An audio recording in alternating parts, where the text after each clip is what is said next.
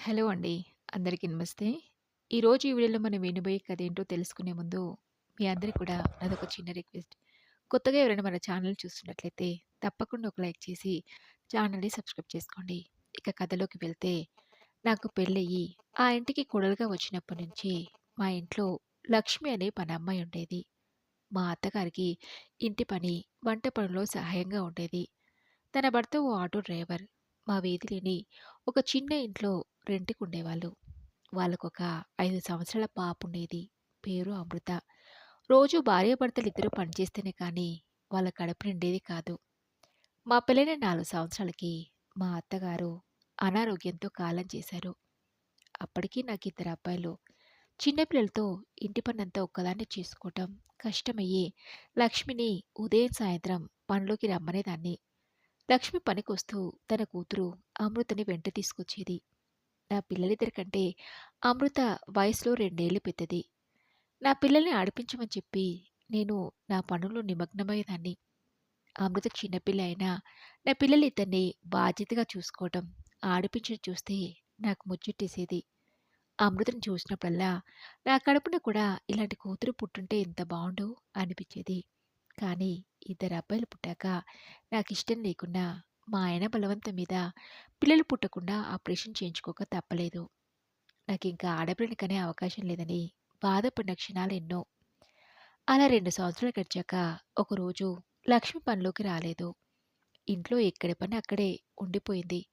రోజు ఉదయాన్నే గంట కొట్టినట్టు సమయానికి పనిలోకొచ్చే లక్ష్మి ఆ రోజు పనిలోకి రాకపోయేసరికి ఏమై ఉంటుందా అనుకుని, ఒకవేళ ఒంట్లో ఏమైనా బాగాలేదేమో, అందుకే పనిలోకి రాలేదు కావచ్చని సాయంత్రం వస్తుందేమోనని ఎదురుచూశాను. ఆ రోజంతా పిల్లలిద్దరిని చూసుకుంటూ ఇంటి పని చేసుకోవాలంటే చాలా కష్టంగా అనిపించింది. లక్ష్మి ఇల్లు మా వీధి చివరనే కావడంతో ఒకసారి వెళ్ళి కనుక్కుందామని తన ఇంటికి వెళ్ళిన నాకు అక్కడున్న కొంతమంది చెప్పిన వార్త విని గుండె ఆగినంత పనైంది. ఆ ముందు రోజు రాత్రి లక్ష్మి కూతురు అమృతకి కడుపులో నొప్పిగా ఉండటంతో భర్త ఆటోలో అమృతం తీసుకుని హాస్పిటల్ వెళ్ళి తిరిగి వస్తుండగా ఆ వెనకాల నుంచి వేగంగా వస్తున్న లారీ ఒకటి వాళ్ళ ఆటోను ఢీకొట్టడంతో అందులో ఉన్న అందరికీ తీవ్ర గాయాలయ్యాయని, గవర్నమెంట్ హాస్పిటల్లో చాలా సీరియస్ కండిషన్లో ఉన్నారని తెలిసింది. ఆ వార్త విని నాకు కాసేపు నోట మాట రాలేదు. ఎందుకు బాధపడుతున్నానో నాకే అర్థం కాలేదు. కళ్ళ వెంట నీళ్లు ధారల్లా కారిపోతున్నాయి. పాపం వాళ్ళ పరిస్థితి ఎలా ఉందో ఏమో. తిరిగి లక్ష్మి, అమృతని చూడగలుగుతారో లేననే సందేహం. హాస్పిటల్‌లో ఉన్న వాళ్ళని ఒక్కసారి వెళ్లి చూసి రావాలనిపించింది. సమయానికి ఇంట్లో ఈయన కూడా లేడు. సాయంత్రం కానీ తిరిగి రాడు. అప్పటి వరకు వాళ్ళ పరిస్థితి ఎలా ఉంటుందో ఏమోనని విషయం నా భర్తతో కూడా చెప్పకుండా ఇంట్లో ఉన్న కొంత డబ్బులని హ్యాండ్ బ్యాగ్‌లో పెట్టుకొని పిల్లలిద్దరిని తీసుకొని హాస్పిటల్‌కి బయలుదేరాను. అప్పటికే లక్ష్మి భర్త చనిపోయాడని తెలిసింది. హాస్పిటల్ బెడ్‌పై అమృతకి ఒకోవైపు, లక్ష్మికి ఇంకోవైపు ట్రీట్మెంట్ జరుగుతుంది. అమృతదంత సీరియస్ కండిషన్ ఏమీ కాకుండా అక్కడక్కడ చిన్న చిన్న దెబ్బలు తగలడంతో కట్టుకట్టి ట్రీట్మెంట్ చేస్తున్నారు. లక్ష్మి తలకి బలంగా గాయాలవటంతో తను ఇంకెంతో సేపు బ్రతకదని చెప్పారు డాక్టర్లు. తన బెడ్ దగ్గరికి వెళ్ళి లక్ష్మి, లక్ష్మి అని పిలిచాను. నన్ను గుర్తుపట్టిన లక్ష్మి మాట్లాడే పరిస్థితి లేదు.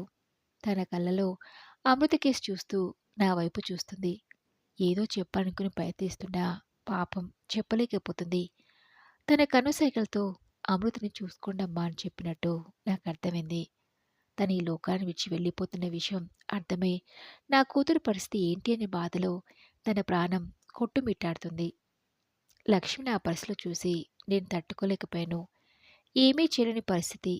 తన చేతిని నా చేతిలోకి తీసుకుని, లక్ష్మి, నీ కూతురికి నేనున్నాను. ఏమీ కాదు అని ధైర్యం చెప్పాను.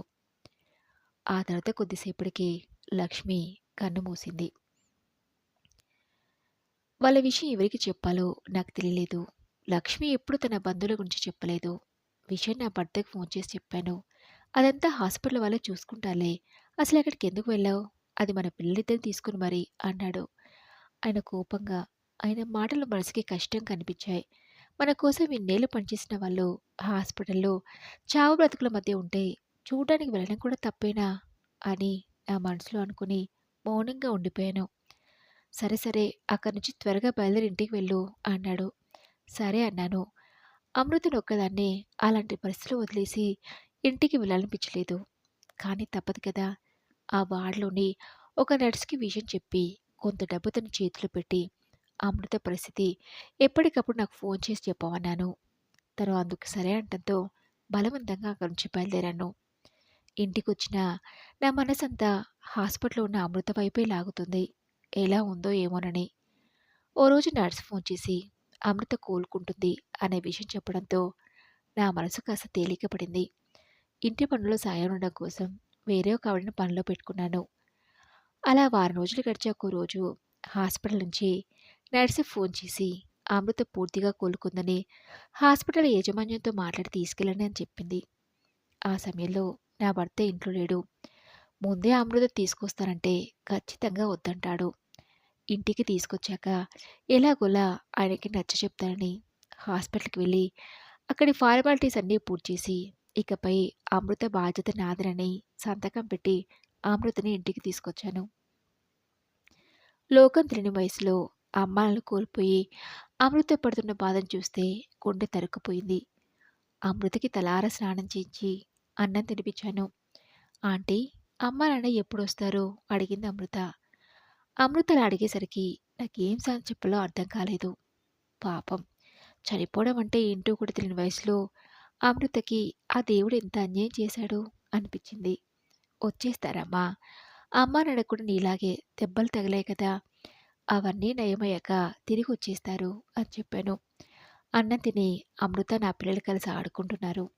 కాసేపటికి నా భర్త ఆఫీస్ నుంచి వస్తూనే అమృతం చూసి, ఈ అమ్మాయి ఇక్కడికెలా వచ్చింది అడిగాడు. నా భర్త ఏమంటాడో ఏమోనని భయపడుతూనే అమృతకి నయమైందని తెలిసి నేనే హాస్పిటల్ వెళ్ళి తీసుకొచ్చానండి అన్నాను. అందుకు తను, నేను ఆ రోజు చెప్పాను కదా, హాస్పిటల్ వాళ్ళే చూసుకుంటారని, మన ఇంటికి ఎందుకు తీసుకొచ్చావు అడిగాడు. అమృతనలా వదిలడానికి నా మనసు ఒప్పుకోలేదండి. అమ్మా నాన్న నీళ్ళలో హాయిగా పెరగాల్సిన పిల్ల, వాళ్ళకి ఏమైందో కూడా తెలియని పసి వయసు, అలా ఎలా వదిలేస్తాం? మీరేమీ అనుకోనంటే మిమ్మల్ని ఒకటి అడగాలనుకుంటున్నాను అన్నాను. ఏంటది అడిగారు. మనకి ఆడపిల్ల లేరు కదా, అందుకని అమృతను మనమే పెంచుకుందామండి అడిగాను. అందుకైనా మనకసలే పిల్లలేరంటే అప్పుడు ఆలోచించేవానేమో. మనకిద్దరు పిల్లలున్నారు. వాళ్ళని పెంచి పెద్ద చేసి బాగా చదివించాలంటేనే చాలా కష్టపడాలి. నీకు తెలుసు కదా, నాదేమంత పెద్ద ఉద్యోగం కాదని. అదంతా కుదరని పని శ్రావణి. నీ అనవసరమైన ఆలోచనలతో నన్ను ఇబ్బంది పెట్టకు. తిరిగి హాస్పిటల్‌లోనే అప్పచెప్పు. లేదా పోలీస్ స్టేషన్‌లో జరిగిందంతా చెప్పి వాళ్ళకి అప్పచెప్దాం అన్నాడు. అమృత విషయంలో ఎంత నచ్చచెప్పినా నా భర్త వినకపోయేసరికి అమృతని కనీసం ఒక్క 10 రోజులైనా మన ఇంట్లో ఉంచుకుందామండి అని నేను అడిగేసరికి ఈసారి నా మాట ఆయన కాదనలేదు నా భర్త విశ్వ. ఆ 10 రోజుల అమృతని తన కన్నతల్లి బ్రతుకుంటే ఎంత ప్రేమగా చూసుకునేదో అలాగే చూసుకున్నాను. తనకి బట్టలు, బొమ్మలు కొనిచ్చాను. అమృత రోజు నా పిల్లలతో ఆడుకుంటూ వాళ్ళతో చక్కగా కలిసిపోయేది. మధ్య మధ్యలో అమ్మని నాన్నని చూడాలని అడిగితే ఏదో ఒకటి చెప్పి మరిపించేదాన్ని. అలా 10 రోజులని నా భర్తను అడిగిన నేను 15 రోజులైనా ఏమీ మాట్లాడకపోయేసరికి ఓ రోజు విశ్వాన్ని అడిగాడు. శ్రావణి, నువ్వు అడిగిన ఆ 10 రోజులు అయిపోయాయి కదా, అమృతని ఇక్కడి నుంచి ఎక్కడికి పంపించాలని ఏవైనా ఆలోచించావా అని. విశ్వాలు అడిగేసరికి అమృతని పంపించక తప్పేలా లేదని నా మనసులో అనుకుని, అమృత మన పిల్లలతో కలిసి బాగా ఆడుకుంటుందండి. ఇప్పుడిప్పుడే తను వాళ్ళ అమ్మాలని మర్చిపోతుంది. ఇంకొన్ని రోజులు ఇక్కడే అని నా మాటలు పూర్తి చేసేలోపే తను ఇంకొన్ని రోజులు ఇక్కడే ఉంటే ఆ తర్వాత నువ్వు పంపించలేవు. నా మాట విని ఎక్కడ అప్పచెప్పలో చెప్తే నేనే వదిలేసొస్తానని అడిగాడు. అందుకు అమృతని పోలీస్ స్టేషన్‌లోనో, హాస్పిటల్‌లోనో వదిలేయడం నాకిష్టం అనిపించక, తన తోటి వయసున్న పిల్లలతో కలిసి ఉంటూ, తనకి అమ్మానాన్న ఇక లేరనే విషయాన్ని మర్చిపోయేలా ఏదైనా స్వచ్ఛంద సంస్థలో చేర్పిస్తే అడిగాను. అందుకు విశ్వ, నువ్వు చెప్పినట్టు చేస్తే బాగానే ఉంటుంది. కానీ అలాంటివి ఎక్కడున్నాయో వాటి ఫార్మాలిటీస్ ఏంటో నాకు పెద్దగా తెలీదు. ఎవరైనా కనుక్కోవాలని తన స్నేహితుని అడగా 2 రోజులకు తెలిసింది. మేము ఉంటున్న ప్రదేశానికి 60 కిలోమీటర్ల దూరంలో తల్లిదండ్రులు లేని పిల్లల కోసం ఒక ఆశ్రమం ఉందని. విశ్వాకి ఆఫీస్‌కి సెలవున్న రోజున ఇద్దరం వెళ్లి, అక్కడ ఫార్మాలిటీస్ అన్నీ పూర్తి చేసి, అమృతని అక్కడ చేర్పించాం. అమృతని అక్కడ వదిలేసి రావడానికి నా మనసు ఒప్పుకోలేదు. అయినా తప్పలేదు. ఆ రోజు నుంచి నా భర్తకి తెలియకుండా నెలకు, 2 నెలలకొకసారి వెళ్లి అమృతని చూసొస్తుండేదాన్ని. నా పిల్లలిద్దరూ స్కూలుకి వెళ్ళే వయసు వాళ్ళయ్యారు. అమృత కూడా చదువుకుంటుందని తెలిసింది. ఓసారి వెళ్ళినప్పుడు, "అమృత బాగా చదువుకోవాలమ్మా. చదువుకుంటే నీ జీవితం బావుంటుందని" చెప్పాను. "సరే ఆంటీ" అని తలాడించింది. అలా కాలం గిర్రున తిరిగి నా పిల్లలిద్దరిది ఇంటర్ పూర్తయి ఇంజినీరింగ్‌లో అడుగుపెట్టారు. నా కొడుకులిద్దరూ హాస్టల్‌లో ఉంటున్న కారణంగా నాకు ఖాళీ సమయం ఎక్కువగా దొరికేది. అలా సమయం దొరికినప్పుడు ఒకసారి అమృతని చూసి రావాలనిపించి వెళ్ళాను. కాలేజీ తర్వాత పై చదువులు చదువుకోవాలనుకునే వారిని హైదరాబాద్‌కి పంపిస్తామని, అమృత కూడా అక్కడికే వెళ్ళిందని చెప్పి, అమృత వెళ్ళే ముందు మీతో మాట్లాడని చూసిందని, కానీ లైన్ దొరకలేదని, ఈసారి వచ్చినప్పుడు మేము చెప్తామన్నారు ఆశ్రమ నిర్వాహకులు. అంత దూరం వెళ్లి అమృతను చూడలేకపోయిన బాధతో వెనుదిరిగాను. అలా చూస్తుండగానే 4 సంవత్సరాలు గడిచి నా పిల్లలిద్దరిది ఇంజినీరింగ్ పూర్తయింది. ఆ తర్వాత కొద్ది రోజులకే హైదరాబాద్‌లోని ఓ కంపెనీలో సాఫ్ట్‌వేర్ ఇంజినీర్‌గా ఉద్యోగాలు సాధించారు. ఓసారి ఆశ్రమ నిర్వాహకులు అమృత వచ్చిందనే సమాచారాన్ని ఫోన్ చేసి చెప్పారు. పరిస్థితులు అనుకూలించక తనని కలవలేకపోయినా ఫోన్‌లో మాట్లాడగలిగాను. పోస్ట్ గ్రాడ్యుయేషన్ పూర్తి చేసి పీహెచ్‌డీలో అడ్మిషన్ తీసుకున్నానని చెప్పింది అమృత. "బాగా చదువుకోమ్మా అమృత" అని చెప్పాను. "సరే ఆంటీ" అని చెప్పి అమృత ఫోన్ పెట్టేసింది. ఆ తర్వాత కొంతకాలానికి నా కొడుకులిద్దరికీ మంచి సంబంధాలు చూసి పెళ్లి జరిపించాం. విశ్వక్ కూడా రిటైర్డ్ అయ్యి ఇంటి పట్టునే ఉంటున్నాడు. పిల్లలిద్దరికీ పెళ్ళివ్వడంతో జీవితంలా జీవితంలో పెద్ద బాధ్యత ఏదో తీరిపోయినట్టు అనిపించింది. పిల్లలు చదువుకుంటున్న రోజుల్లోనే అందరం ఒకే ఇంట్లో ఉండేలా పెద్ద ఇల్లు కట్టించాం. కొడుకులు, కోడళ్ళు అంతా కలిసి ఒకే ఇంట్లో ఉంటున్నాం. వాళ్ళకి పిల్లలు పుట్టడంతో నానమ్మ, తాతలేమయ్యి కొత్త బాధ్యతలొచ్చి పడ్డాయి. వాళ్ళ ఆలనా పాలనా చూస్తూ కాలం ఎలా గడిచిపోయిందో తెలియనే లేదు. అలా కొంతకాలం గడిచాక ఒకరోజు మా అబ్బాయిలిద్దరూ మా దగ్గరకొచ్చి, "నాన్నా, మేమంతా కెనడా వెళ్ళాలని నిర్ణయించుకుని ప్రాసెస్‌ని స్టార్ట్ చేశాము. నెల రోజుల్లో వీసా వస్తుంది. ఓ 5, 6 సంవత్సరాలు అక్కడే వర్క్ చేసి తిరిగి ఇండియాకొస్తాం. మేము లేకుండా ఈ వయసులో మీరిద్దరూ ఒంటరిగా ఉండటం ఎందుకు? మనకి దగ్గరలో ఒక ఓల్డ్ ఏజ్ హోమ్ ఉందని తెలిసింది.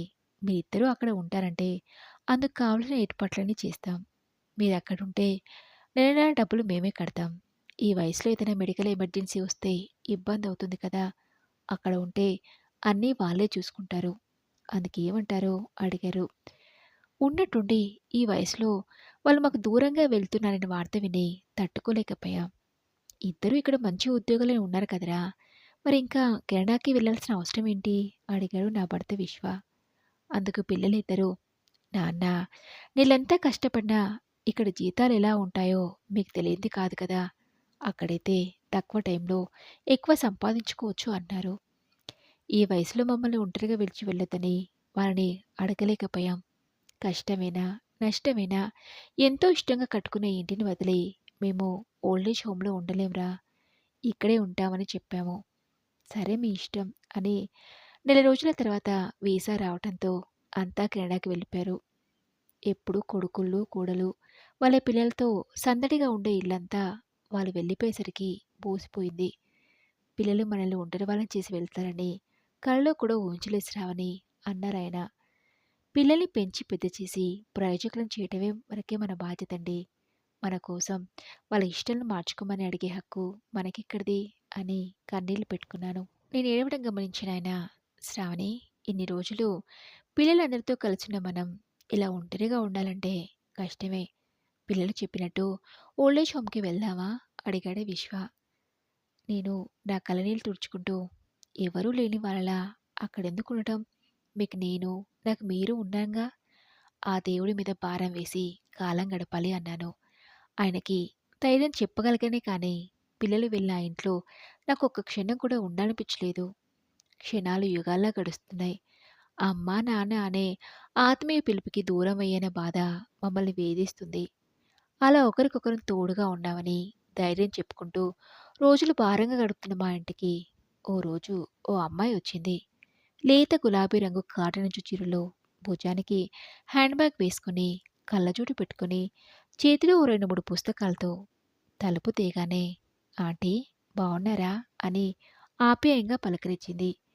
అంతకుముందు తననెప్పుడు చూసెరగను. "ఎవరమ్మా నువ్వు?" అడిగాను. "నేనా ఆంటీ" అమృతనే అంది. తనని చూసి 10 సంవత్సరాలకు పైగానే అవ్వటంతో గుర్తుపట్టలేకపోయాను. అమృత నాయన్ని చూస్తే ఎక్కడ కోప్పడతారో ఏమో అని భయంతో మెల్లగా "అమృత, అయినా నువ్వేంటమ్మిక్కడ? ఎలా ఉన్నావు? ఇప్పుడెక్కడుంటున్నావు?" అడిగాను. అందుకు అమృత "నేనిక్కడే ఉంటున్నానంటీ. యూనివర్సిటీలో అసిస్టెంట్ ప్రొఫెసర్‌గా జాయిన్ అయ్యాను. ఓసారి మిమ్మల్ని చూసెళ్దామని వచ్చానాంటీ. ఇంతకాలం మీ అడ్రస్ తెలియక రాలేకపోయాను. ఆశ్రమ రికార్డ్స్‌లో గార్డియన్‌గా మీ అడ్రస్సే ఉంది కదా! అది అడిగి తెలుసుకొని వచ్చానంటీ. ఎలా ఉన్నారు? అంకుల్ బావున్నారా? తమ్ముళ్ళిద్దరూ ఏం చేస్తున్నారు?" అడిగింది.